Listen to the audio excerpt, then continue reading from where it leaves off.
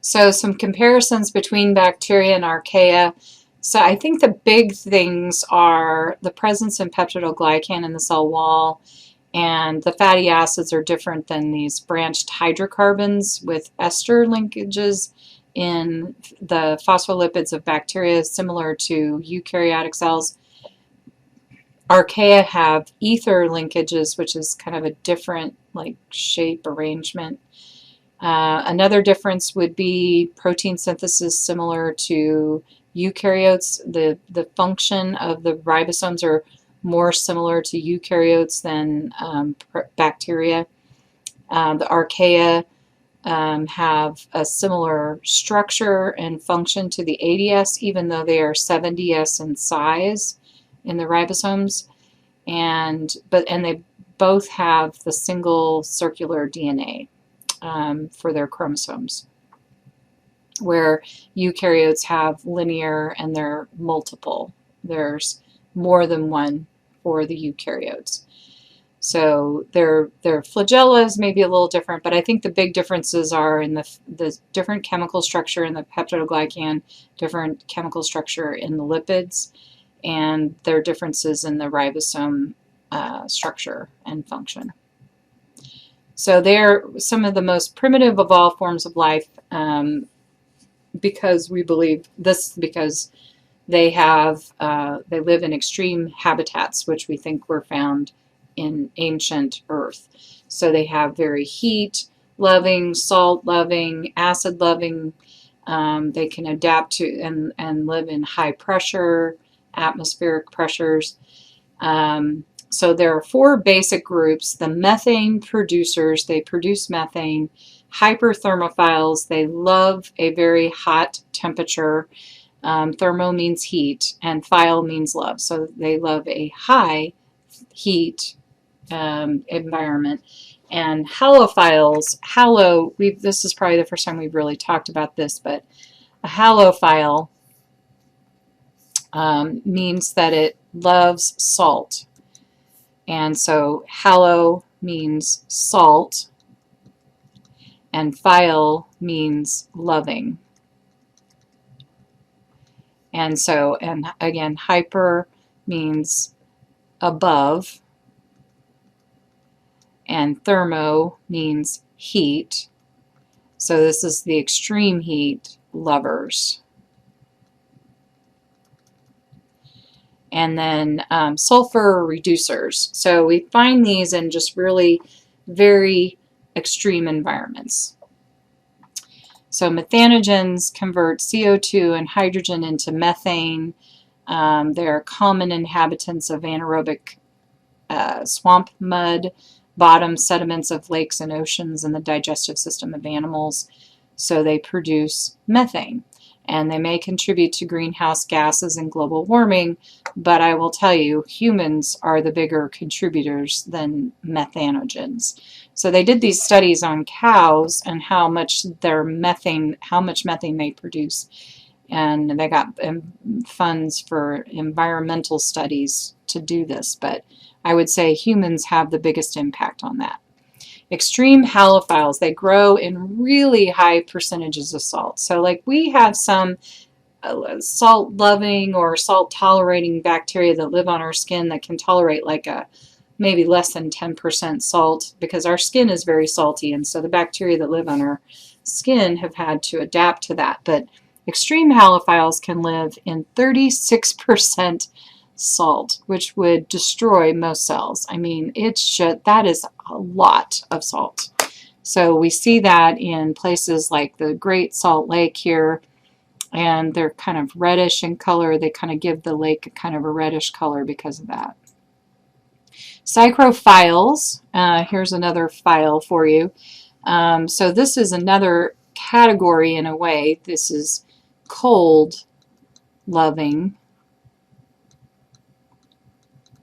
And so we got very low, very high temperatures, so they can live in very extreme environments. And often these are in salt and acid tolerant areas as well. So those are a few of the groups and the differences between the different types of archaea. So the concept check questions: how are archaeal cell walls different from bacteria cell walls?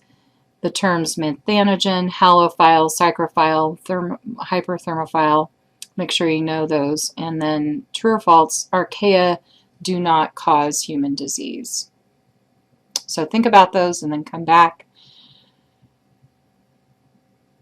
All right, so the archaea cell walls have a different chemical structure. They do not necessarily contain peptidoglycan. It's a different chemical cell in the cell wall. Cell membranes also have different, even though they have hydrocarbon chains like the fatty acids, they have different bonds that link them together. Instead of ester, they have ether bonds or ether linkages. So that's another difference besides the cell wall. Cell membranes are different. The terms methanogen means it generates methane. And halophile, it loves salt. Psychrophile, it loves cold. Hyperthermophile, it loves the higher temperatures. And so true or false, archaea do not cause human disease. That is true because archaea live in an extreme environment. They could not grow in our bodies. So this last section, there are 4 different divisions that they have put bacteria and archaea into. They used to be part of the kingdom Monera, and then the divisions are the subdivisions of the kingdom. We really don't have a kingdom Monera anymore, but these are the 4 groups that they used to have, I guess. Grassolicules means that they are thin-skinned, so QT refers to like the cutaneous, so the skin. So these are thin-skinned, and Firmicutes is thick and strong, thick and strong skin. Tenuroicutes means it's soft, so it lacks a cell wall. It doesn't have a cell wall, so it's not rigid, it's soft. And the Mendocicutes, I have no idea where that term comes from, but it's the archaea bacteria that live in that group. So those are a taxonomic scheme that we use, but I don't know how much they use it anymore, again, because of the changes in the domains, and a lot of the genetics has changed taxonomic groupings. So the divisions are based on gram-positive, gram-negative, bacteria without cell walls. Some subgroups have to do with their cell shape, their arrangements, their some biochemical tests that they have, aerobic and anaerobic, whether they're facultative. And so these are some examples. And you're not going to have to know all this list, but I think, there's a few bacteria that I think are really good to know, like staph is a gram-positive and strep is a gram-positive. Micrococcus is part of that staphylococcus group. Bacillus is gram-positive. Clostridium is gram-positive. So these are ones that we use a lot in the bacteria. And then the gram-negative cells, we have the Enterobacteriaceae, which is going to be a big family of bacteria that are gram-negative. So Escherichia, which is E. coli, Salmonella, Shigella, Klebsiella, Enterobacter, Serratia, Proteus. Most of the other bacteria that we use are gram-negatives. And so then there's the ones that also are anaerobic, okay, and the ones that have no cell wall. So the mycoplasma is what causes your primary atypical pneumonia, and that is an example of a mycoplasma without cell wall.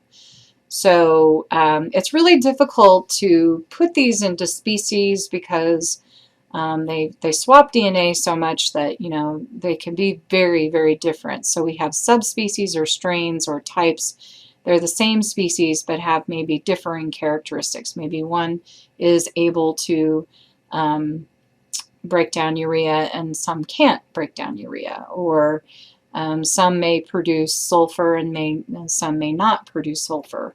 Serotypes are representatives that stimulate a different antibody response. and because of surface molecules. So these are just a little bit about the taxonomy, and that's about all you really need to know, and I'm not going to be testing you over all of these different groups and what are they gram-positive, are they gram-negative, but you should be aware of some of the major ones that are in each of those groups.